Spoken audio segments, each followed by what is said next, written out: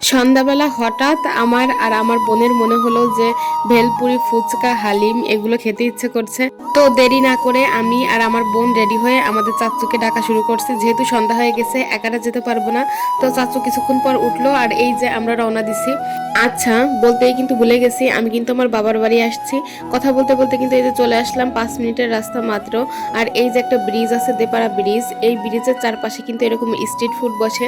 আমাদের এলাকার আশেপাশে সবচেয়ে বেশি কিন্তু এই দেপাড়া বাজারেই আমার মনে হয় এত চটপটি, ফুচকা, হালিম, মানে অনেক ধরনের স্ট্রিট ফুড বসে। তো আমার কাছে এই দোকানের সবচেয়ে ভেলপুরিটা বেশি মজা লাগে, এত মজা। তো তার কাছ থেকে পার্সেল নিয়ে আবার হালিম নিতে আসছি। তো জিজ্ঞাসা করতেছিলাম যে হালিম কেমন হবে, উনি আবার বের করে দেখাচ্ছিল যে দেখেন, পছন্দ হলে নেবেন। অনেক গরম ছিল, তো আমরা আবার 2 বাটি নিয়ে নিয়েছিলাম।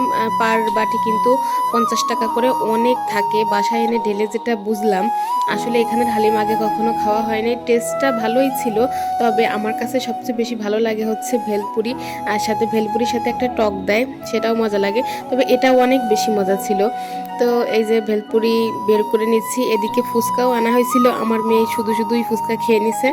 তো যাই হোক, যে ভেলপুরিগুলো ছিল সেগুলাই এই যে এখন রেডি করে নিচ্ছিলাম। আমাদের দেপাড়া বাজারের এই ভেলপুরিটা সবচেয়ে বেশি মজা আর বিখ্যাত বলা চলে, অনেকেই এখানে খেতে আসে অনেক দূর দূর থেকে।